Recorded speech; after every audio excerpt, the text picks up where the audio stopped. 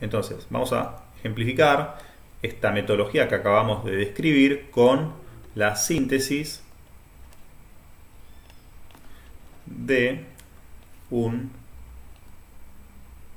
red, o mejor dicho, un filtro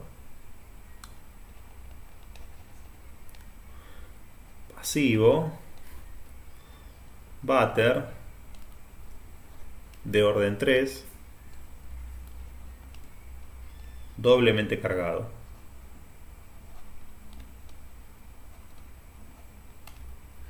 ¿Ok?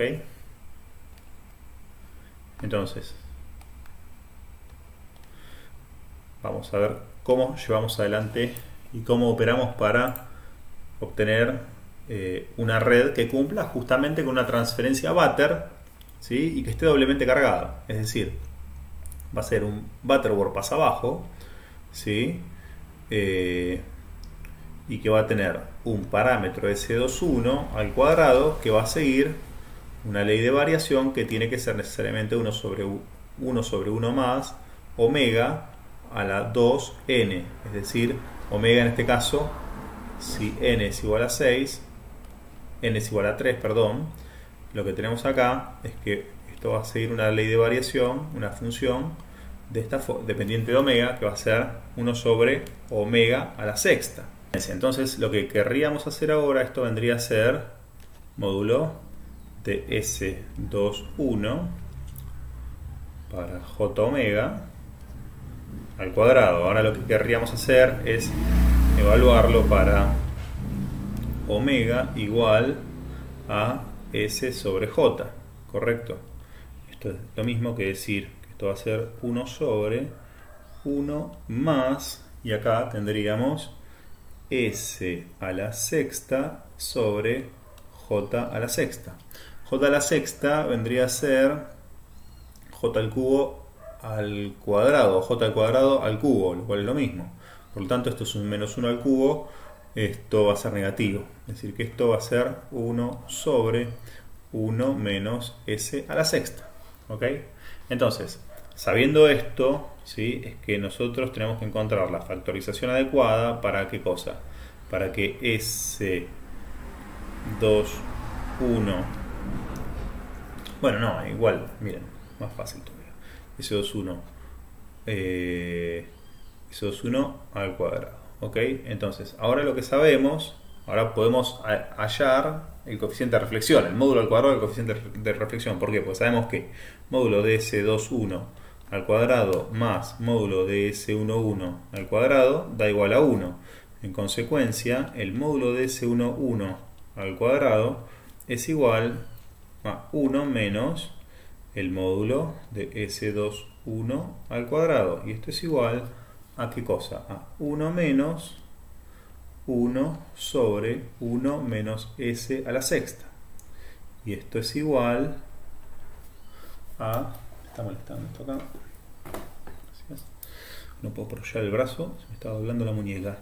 Y esto va a ser igual a esto menos 1. Es decir, que esto va a quedar a 1 menos S a la sexta menos 1 sobre 1 menos S a la sexta. Entonces, S11 es igual a, fíjense, menos S a la sexta menos S a la sexta sobre 1 menos S a la sexta, y ahí estaríamos. ¿Ok? Entonces, está claro que si esto va a ser de la forma S11 de S por S11 de menos S, ¿sí? Esto debería tener una forma, es decir, S11 debería tener una forma arriba en el numerador definitivamente de S al cubo, ¿sí? De S al cubo, dado que justamente al S11 de menos S le atribuiríamos el menos S al cubo. Entonces, ya sabemos justamente que el denominador que va a dar lugar a esto que tenemos acá es un denominador de Butter, de orden 3. Por lo tanto, no hay mucho misterio en esto a esta altura del curso, en que digamos que esto va a ser de s al cubo, ¿sí?, más 2s cuadrado más 2s más 1. ¿Sí? Esto ya nos cansamos en el primer cuatrimestre de hacerlo. ¿Ok? Ahora, lo que tendríamos que hacer es encontrar z1 en función de S11. Y eso ya habíamos hecho el trabajito de hacerlo. Z1 iba a ser 1 más S11 sobre 1 menos S11. ¿Ok? Entonces esto tenemos 1 más S11 sobre 1 menos S11. Y acá podemos ver que justamente esto que va a implicar. En el numerador, es decir, el denominador con el denominador se van a cancelar. Cuando hagamos 1 más esto, es decir, sacaríamos en el numerador y en el denominador común, por lo tanto ambos denominadores se cancelan. El tema que el numerador de z1, ¿qué va a quedar? Va a quedar a esto reforzado con s cubo, es decir, va a quedar 2s cubo más 2s cuadrado más 2s más 1. Y el denominador de z1 va a quedar con esto quitado, es decir, que va a quedar solamente con 2s cuadrado. 2s cuadrado más 2s más 1. Digo bien, ¿no? Sí, porque le estaría sacando el numerador. Perfecto, por lo tanto va a quedar el mismo denominador. Muy bien, entonces fíjense que la z1 a la que llegamos es esta que tenemos acá. Y esta es la que tenemos que sintetizar. ¿Ok? Nosotros hasta ahora sabemos que vamos a tener un generador con resistencia interna unitaria, ¿sí?, y nos vamos a encontrar con una red LC terminada en un resistor unitario. Y eso es lo que justamente tenemos que encontrar acá. Si vemos que justamente si vemos que esta Z1 no se comporta como justamente una red no disipativa, no debería preocuparnos. ¿Por qué? Pues sabemos que esto va a ser una RLC. Si no tenemos que esperar que acá tengamos coeficiente par sobre impar, ni mucho menos. De hecho, analizando los comportamientos en extremos de banda de esta Z, podemos ya darnos cuenta que justamente en alta frecuencia se comporta de forma inductiva, ¿sí? Es decir, que posiblemente esperemos que haya un inductor en serie. Mientras que en baja frecuencia, ¿sí?, vemos que se ve claramente el resistor unitario, lo cual es consistente con un filtro pasabajo. ¿Sí? Es consistente con un filtro pasabajo. Es decir, en el centro de la banda de paso encontramos justamente, nos vemos en la impedancia la propia carga. Así que evidentemente es decir, la Z1 pareciera comportarse de la forma esperada. Entonces, vamos a intentar la síntesis escalera más sencilla, la que nos dice el método de Cauer, dado que justamente es la síntesis analítica más sencilla que tenemos a mano. Para eso lo que tenemos que hacer era hacer la división de polinomios. Entonces, ¿qué vamos a hacer? 2s al cubo más 2s al cuadrado más 2s más 1 dividido 2s cuadrado más 2s más 1. ¿Sí? Entonces 2s cubo sobre 2s cuadrado nos da s. ¿Sí? Entonces acá ya vemos al inductor que habíamos hablado en primera instancia. Entonces nos va a quedar s 2s cuadrado 2s al cubo. Restamos esto se cancela, esto se cancela, esto nos queda s más 1. ¿Ok?